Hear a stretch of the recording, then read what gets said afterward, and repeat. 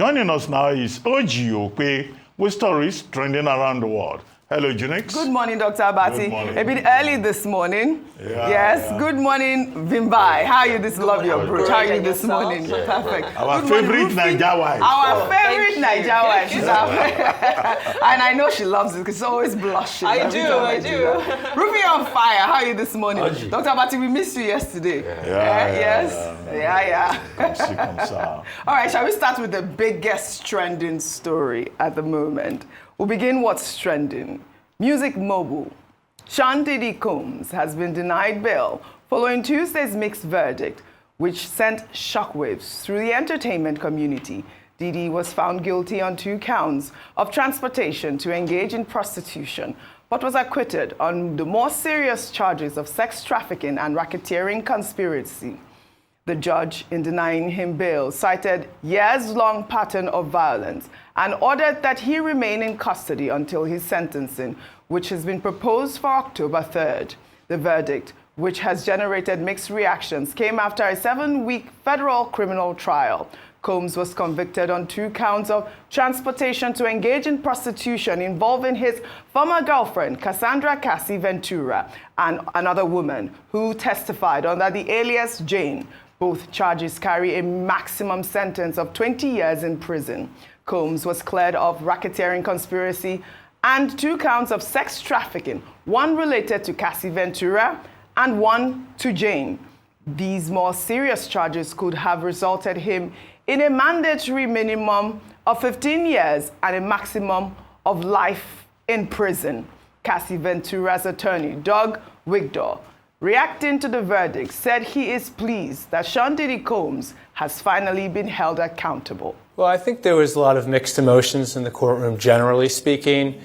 Obviously, we would have liked to have seen convictions on the RICO charges and the sex trafficking charges, but Cassie prompted this investigation by the Southern District, and now Sean Combs stands before the court as a convicted felon of 2 federal crimes. He faces significant incarceration. Not the exact outcome that we wanted, but we are grateful to the jury for finding a guilty verdict on those 2 federal crimes. The team, the prosecution team, I thought did an excellent job. Again, not the outcome I'm sure that they wanted. They didn't get the top counts, but they at least were able to secure 2 convictions of 2 federal felony charges. But I would say this, he definitely faces a substantial prison term, and I do believe he's going to be serving years, plural. It would be very difficult for me to gauge how many years, though.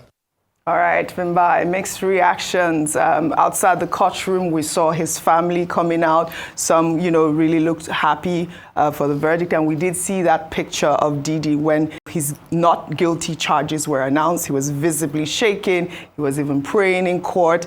And, at the end of the day, he told his family that he loves them. He gave them a hug, reassuring them that they will get through this whole situation.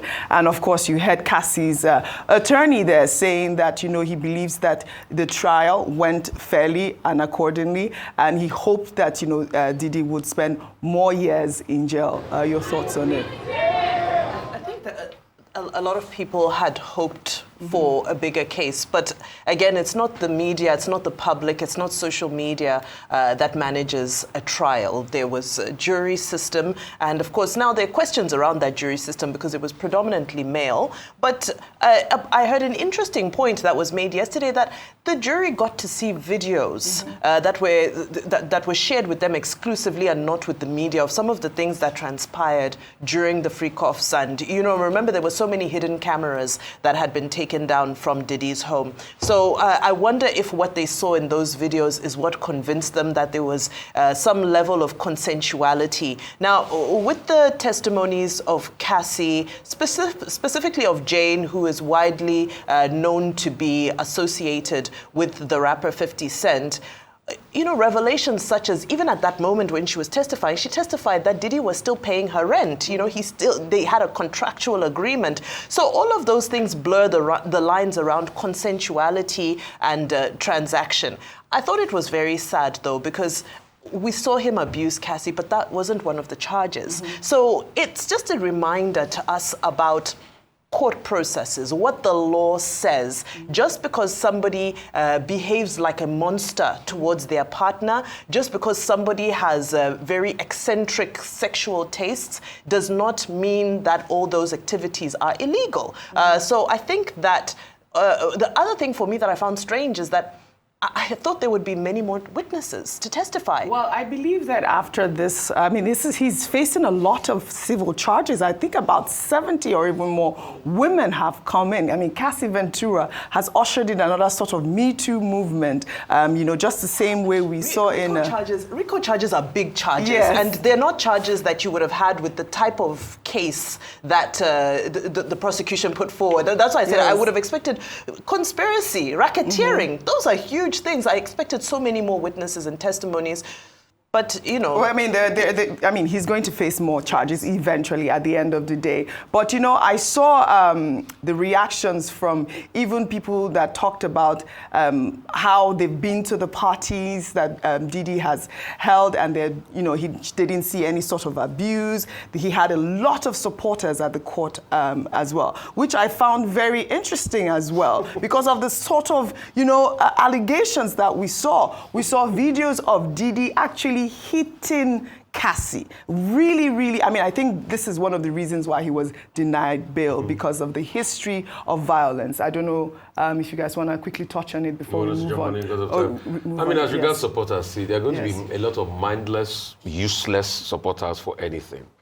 For the life of me, Hitler had supporters. For the life of me, the guy that shot a healthcare executive on the road in New York, the Italian guy, Mangiano or something, doesn't he have supporters? In fact, a lot of people are saying he did the right thing on social media. So these ages, you have supporters. But see, what's the substantive case?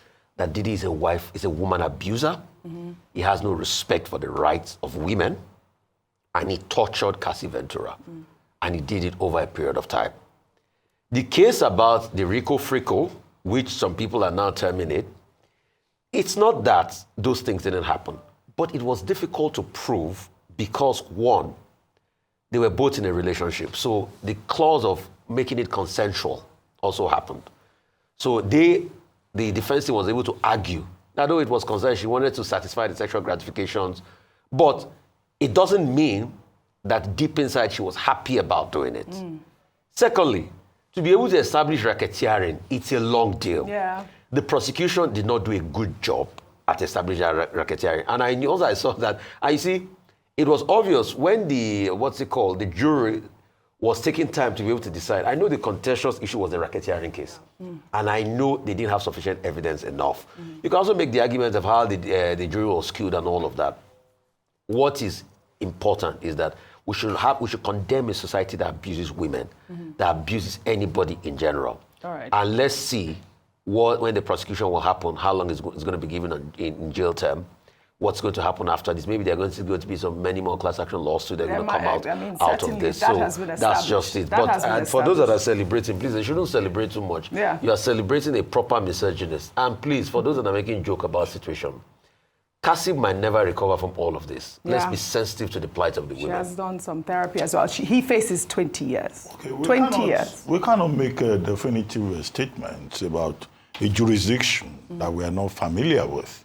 But we can be comfortable talking about lessons. Yeah, lessons. Now, Diddy, big music mogul, one of the richest in the world, this and that, and all of that. He rose to such a high height, and now he has become like a Sophoclean heroic tragedy who has fallen from grace to grass.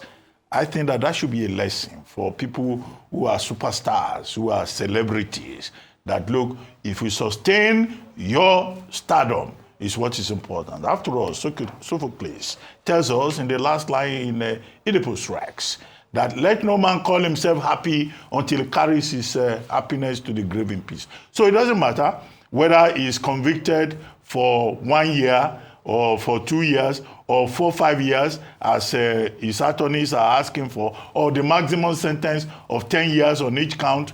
running into 20 years. The thing is that hereafter, his stardom will have been, redefined in terms of what has happened to him. The second lesson that we can also learn here has to do with the role of women, the place of women in society. You use the word Me Too, and all the people who have been coming out, now some men are coming out too, but the people whose names are out there is Jane, the anonymous one, and also Cassie Ventura, which means that women empowerment, the rights of women, is a universal thing that many jurisdictions are looking at. 3, there are many of DDs in Nigeria. Now, what are the lessons that also our judicial system can learn from what is happening in the United States? In a place where, in a country that is Nigeria, where the abuse of women, the violation of women, is considered a divine right, including people who come forward and say, what is the crime in violating a 15-year-old girl? So it shows that we're behind time here. So those are some of the lessons that we can draw from this. The Judge Justice Arum Subramanian has ordered that the jury should continue to sit. And the prosecutors are saying no, the sentencing should come early. Whether now or on October 3, as has been fixed, these are some of the lessons that we can draw from it. Well said. We'll follow up on the story. Let's come home now. The new opposition coalition in Nigeria under the umbrella of the African Democratic Congress, ADC, unveiled at the Yaradua Center in Abuja on Tuesday, has been met with mixed reactions. The event, which saw the convergence of several prominent political figures, including Peter Obi, Atiku Abubakar, Rotimi Amaechi, and Nasir El-Rufai, signaled a potential realignment of forces ahead of the 2027 general election. Former Senate President David Mark and former Minister of Interior Rauf Aregbesola took on interim leadership roles. The gathering aimed to present the ADC as the official platform for the new opposition coalition. Let's take some reactions. I'll take this from Festus Keyamo. He wrote a lengthy tweet, and I'll read it in part. He wrote, "What happened earlier today, that was yesterday, with the movement of the so-called coalition into the ADC is the greatest factor that has strengthened the APC ahead of the 2027 elections. Let me explain. By law, you cannot operate from or belong to two or multiple political parties. So it is safe to say that their open declaration for ADC today is a clear abandonment of their previous parties. In fact, belonging to two political parties is a ground for disqualification in an election. Therefore, the emergence of ADC as presently constituted marks the formal dismemberment of the PDP, hitherto Nigeria's strongest opposition party. Majority of the old guard in the PDP, who have apparently lost control of the party, have been pushed out of the party by the younger Turks within the PDP. That is why the gathering today was a conglomerate of former this and former that of the PDP. No matter how you look at it, this is just Atiku's faction of PDP in desperate search for the 2027 presidential ticket. Nothing more, nothing less. The person who the old cunning guards want to take for a ride in all of this is Peter Obi. They want his votes, but don't want to give him their presidential ticket because this is Atiku's show, Simplicita. That is why David Mark is the interim chairman. Those who know politics know what I am saying. But if you do not give Peter Obi the presidential ticket, you lose his supporters. It is as simple as that.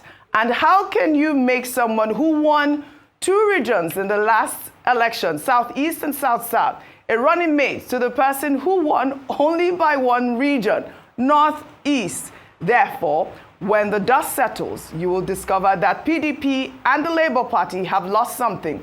The ADC have only gained something like a caricature, but the APC has lost absolutely nothing.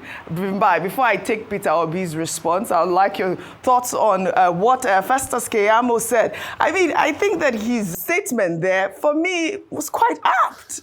Really. I mean, that's my own take, my own opinion, and that's why I thought to highlight that tweet. Well, I beg to disagree. Yes, go ahead. Political tourism didn't just start with Political the ADC. what? Tourism. Tourism. Go ahead. People who are hopping from party to party, they belong to one party. The other day, the metaphor I gave is that they have a passport of one party, but they have visas to visit or other parties when it's convenient. It didn't start with the ADC. So the precedent was set by the APC in the 2023 election when we saw PDP governors stand boldly for the APC, and some of them even delivered their states to the APC. But it wasn't illegal at that point. So now suddenly we're saying, so I understand the point he is making. Yes, legally speaking, if you're contesting for the election, but some of these people will not be on the ballot. So there's no, what's the legal terminology? Is it locus to say that they would be disqualified for the election? However, given the permutations, I think there's a lot to be said about the permutations that he has painted out there. What will happen to the obedience? I think that's a big conversation in all of this, because the obedience has grown in its force, and the obedience are very clear about their expectation. And we're still seeing the lingering ambition of Atiku Abubakar. And I think the real test of this coalition is going to be when it comes time to determine who is going to be the flag bearer. That's when we will see how much cohesion and love and kumbaya and spirits of one there really exists within the coalition. Dr. Martin, did you want to chime in on Festus Keyamo's comment? Then I take Peter Obi's. It's just basic common sense. Yes. You cannot belong to two political parties. These political parties, they have constitution. There's something written into all the constitutions where you say you cannot be in this party and be in that party. So it would be wrong to say that, oh, you can belong to two political parties. In a party that there is discipline, that person will be asked to leave that political party. So don't let us... to leave the PDP. Well, it's an anomalous situation. It's an anomalous situation. And there are persons within the PDP that are saying this is very strange. Yes. That's number one. Number two is that, whatever Festus Keyamo says, what do you expect him to say? Of course, he cannot welcome the opposition coalition that claims that it wants to remove a government that is serving from power. The third thing, of course, to say is that we should keep stressing the point that opposition politics is healthy for the growth of the democratic process, to the extent that those opposition politicians provide alternative ideas, and it's not a special purpose vehicle put together by strange bedfellows to grab power. That is where the problem can be, where it is personal interest. Now, this is not the first time, I said this earlier on, that we have had coalition politics in Nigeria, or, alliances and all of that. After all, in 2018, even President Obasanjo led a group called the Coalition for CMI, Coalition for Saving Nigeria or whatever. And the objective of that coalition was to prevent President Muhammadu Buhari from getting a second term. So a number of political parties, about 8 political parties, came together in May 2018, and they said they would stop Buhari. But how did it work out?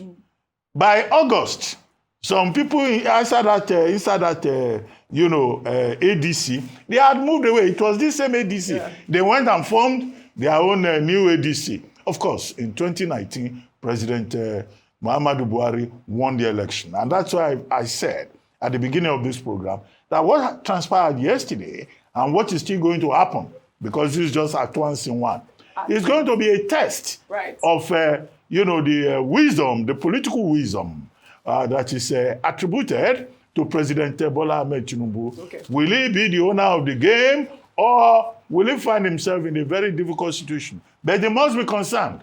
And I do not think that the PDP is going to disappear, but it is weakened.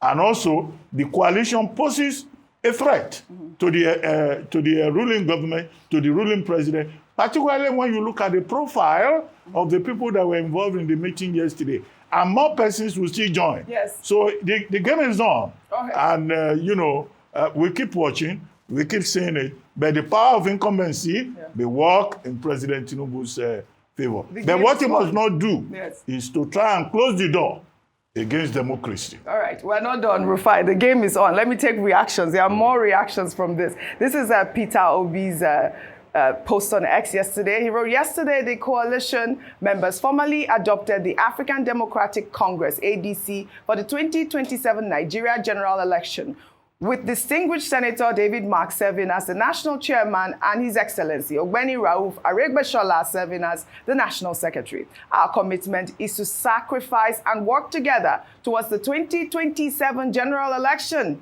ensuring that Nigeria gets a competent, capable, and compassionate leadership that will prioritize the nation's future by putting the welfare of Nigerians first. This decision was not made lightly.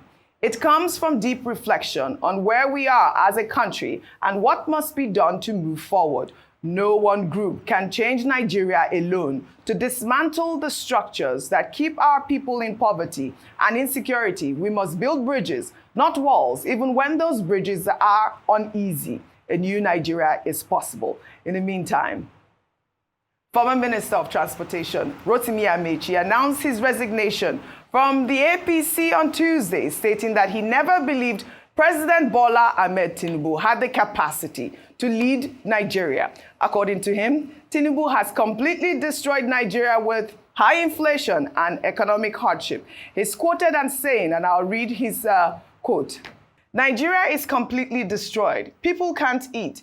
There is no money to buy food. Everything is gone. Inflation is at its peak. And the federal government is busy going around trying to hijack the election. INEC is helping them to hijack the election. I left APC last night. I never attended one meeting.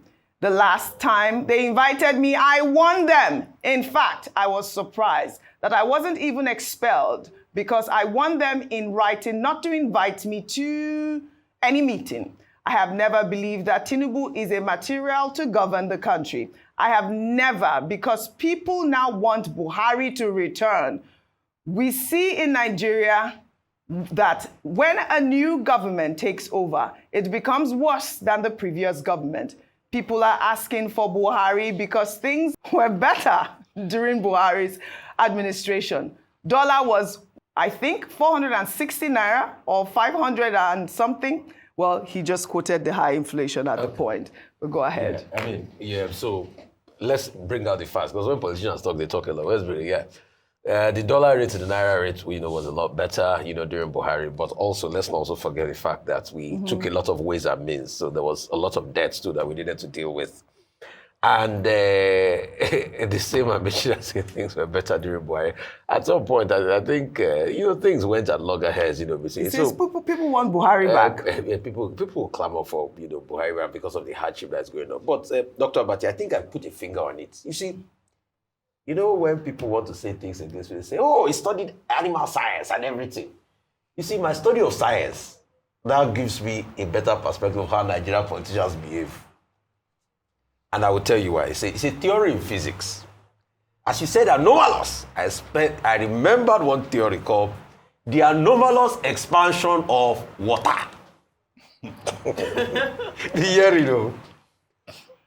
Water has a unique behavior.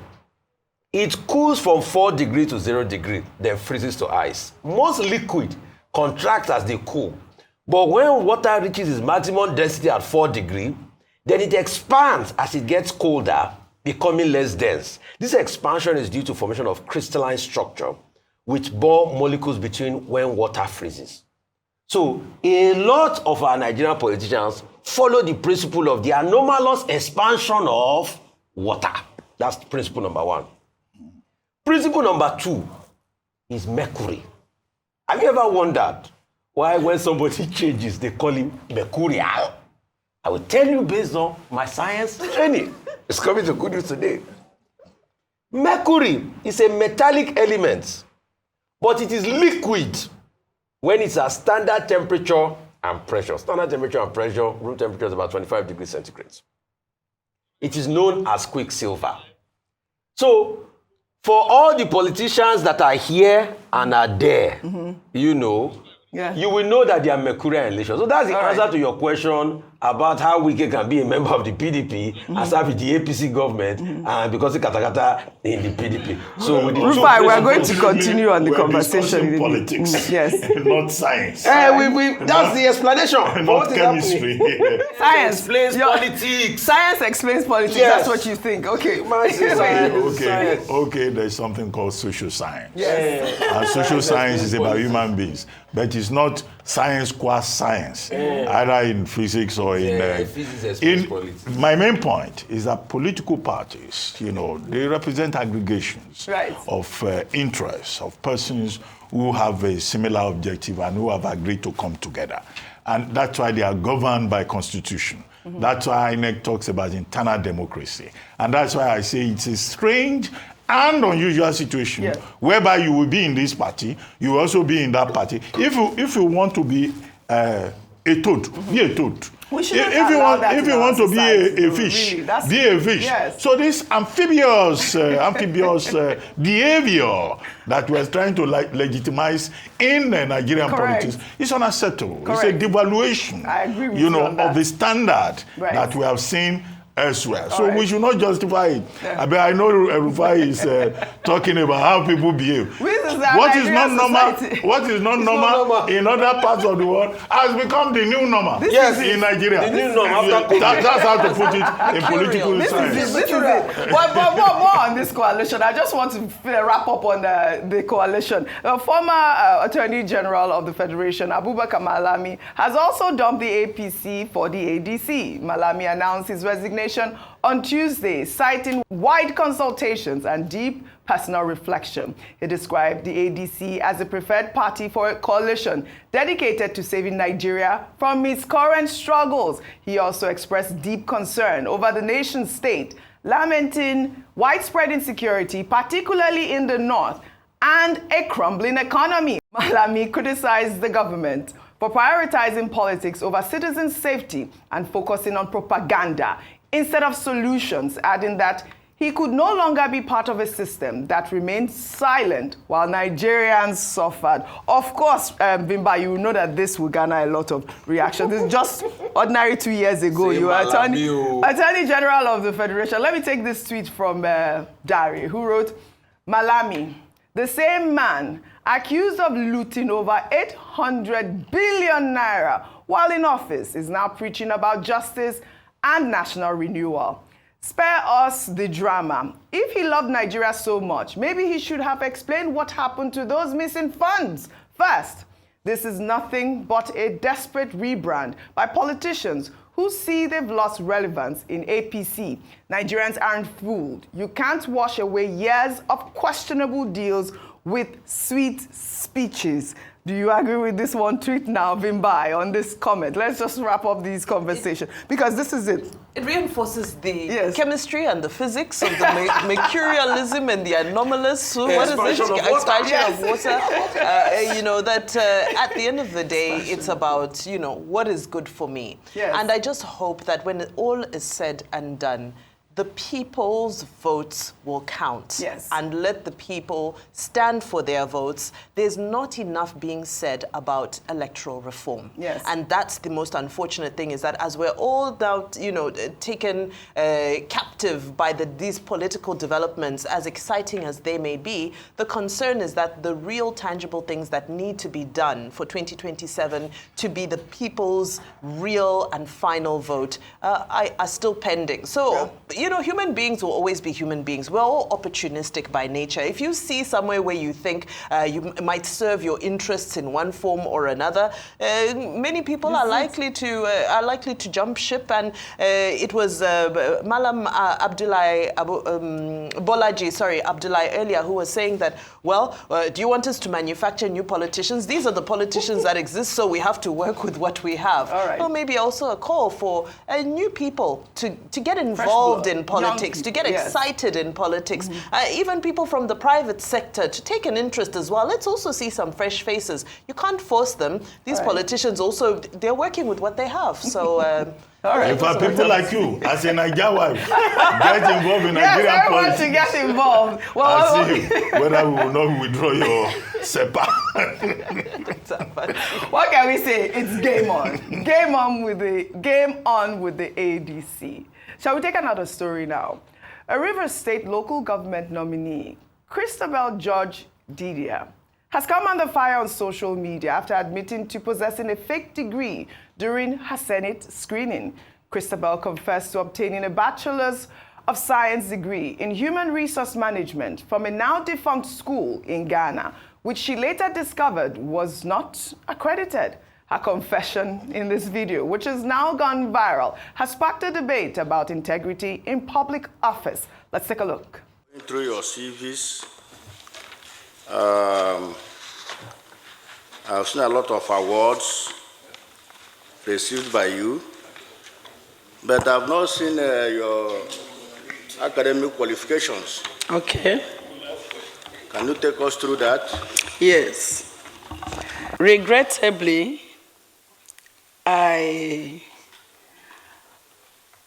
once owned a BLC in Human Resource Management with the School of Management Studies, which is an affiliate of Kwame Nkrumah University, because I lived in Ghana. I use the word regrettably because by the time I came back to Nigeria just before the pandemic, I was so disappointed to find out that the school was a scam. So I preferred not to talk about it. So I had to quickly pick a form with the National Open University, where I'm presently studying peace and conflict resolution, and that will be done soon. But before then also, I did OND, Banking and Finance, on financial studies with Rivers State Polytechnic, Boring. Is that our next year? Is he here? Yes, but there is an affidavit I attached to the... No, is a certificate here? That's what I'm saying. I have an affidavit at the back to my lost document. That is to say the certificate is not here? Yes. That is the question. Leader, and then... let me not proceed further. I congratulate you. Let's proceed. Thank you. Okay. All right, this has been trending like wildfire. I mean, this is what we've been talking about. Dr. Abati has always said, you don't need a degree to be the president of Nigeria. And now we are seeing here, I mean, she basically has nothing. She didn't present any certificate, but you saw that she was congratulated, and she's going to really serve that position, isn't it, Dr. Abati? Yeah, if I may play the devil's advocate. Even to be president of Nigeria, you don't need secondary school certificates. In fact, if you present secondary school certificate, you could be a dropout.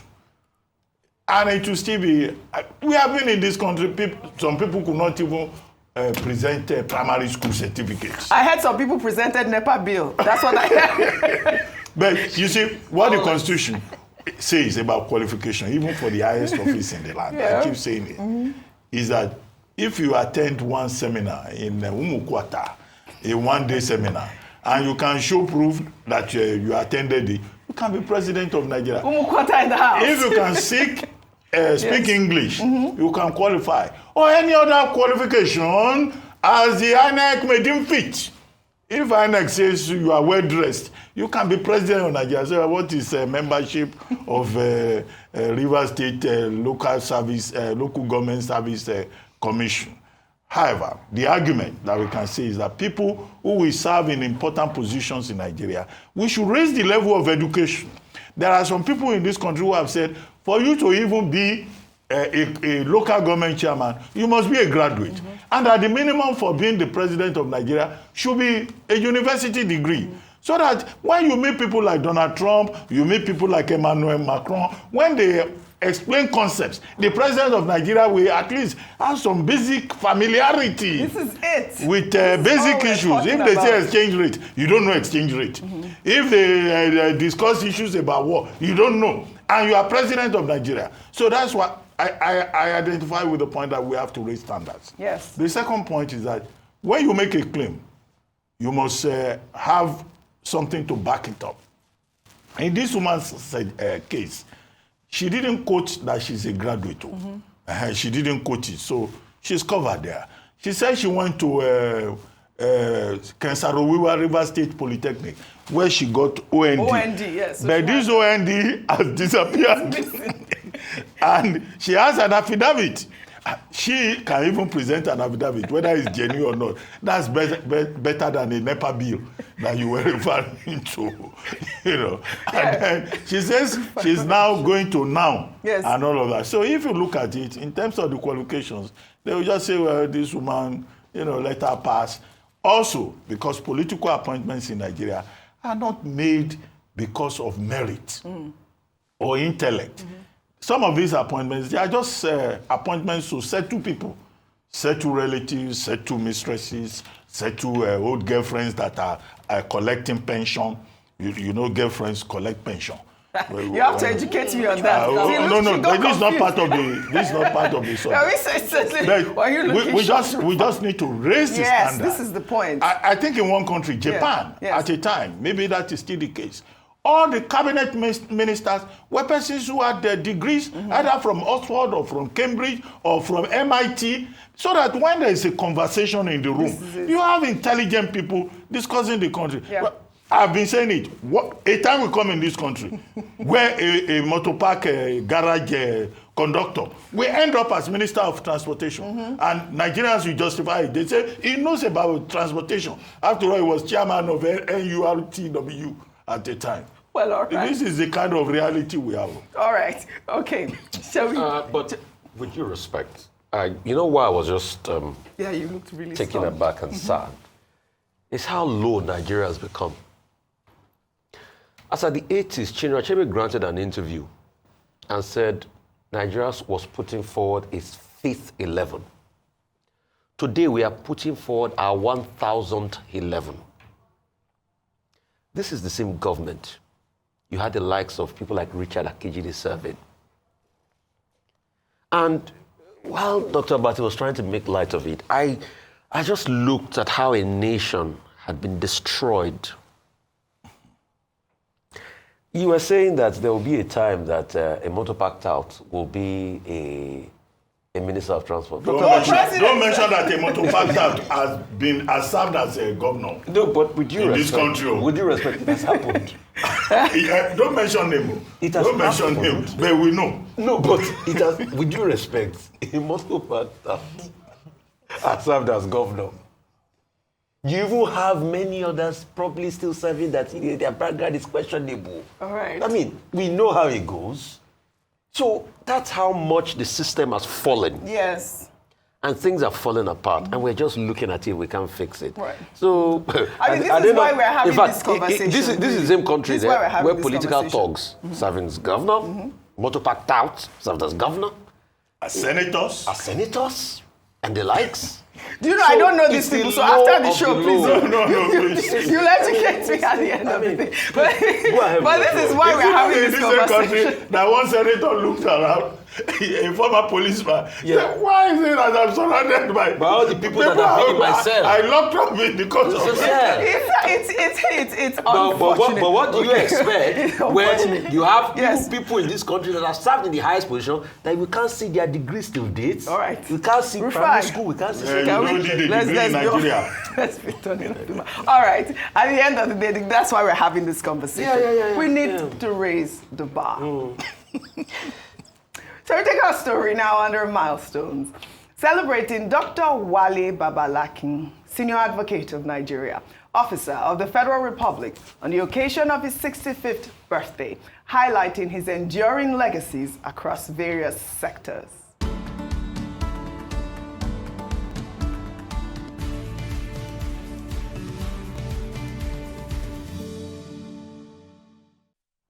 Dr. Babalakin was born on July 1st, 1960 in Ibadan to the late Justice Bolarinwa Babalakin, a retired justice of the Supreme Court of Nigeria.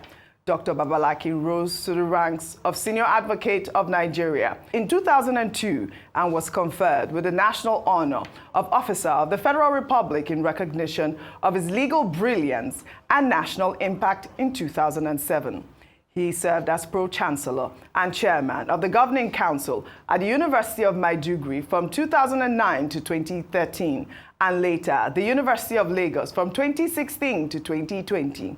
As Chairman of the Committee of Pro-Chancellors of Federal Universities, he played a central role in university governance and policy formulation.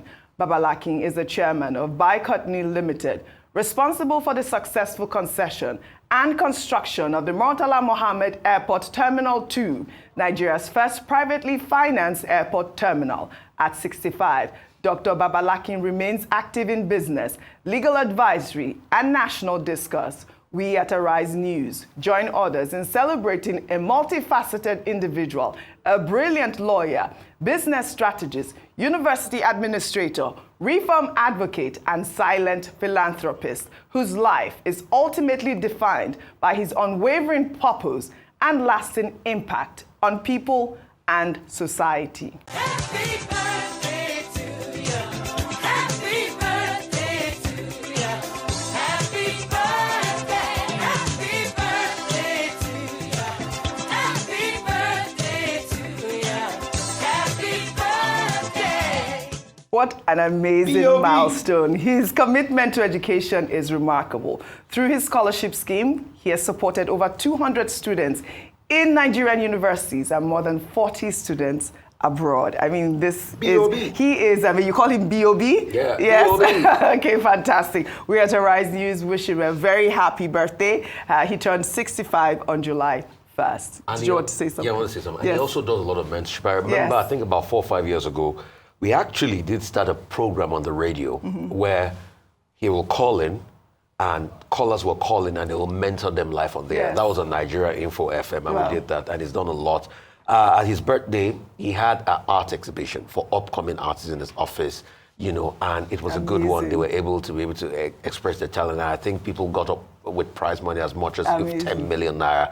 And he keeps doing a lot, build schools, taking a lot of people in scholarship and helped a lot of people to advance the cause of humanity. Yeah, these are the people that we need in our society. We need more of him in our society. Congratulations, Dr. Wale Babalakin. Happy 65th birthday. Well, under entertainment, on Tuesday, June 2nd, African giant Burna Boy turned 34. Burna Boy has redefined contemporary African music, winning numerous awards, including a Grammy. His music transcends borders, fusing Afrobeat with global sounds, a genre he coined as Afrofusion. He has consistently showcased the rich culture and stories of Nigeria through his music on the global stage. Here is a tribute to his groundbreaking music and unforgettable performances.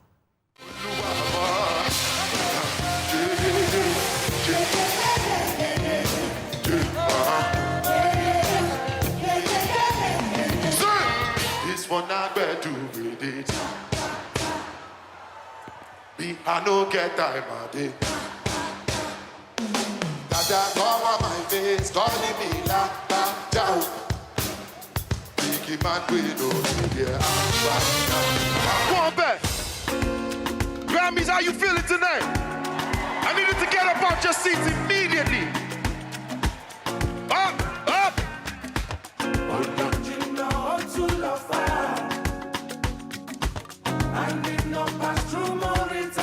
Burna, happy 30. He's 34 years old. You're saying that you've never seen him perform before. No, I haven't watched him recently. Oh, recently. I used to watch him. You know, he used to perform back to back when he lived in South Africa. Okay. When he did We Like to Party, his first album and so forth. So I thoroughly enjoy his live Absolutely. I mean, he's one of our diamonds, really. I'd love to thank you all for your great analysis, as always, on What's Trending. Congratulations, Burna Boy. Well, that's all I have for you guys on What's Trending today. I'll see you all tomorrow.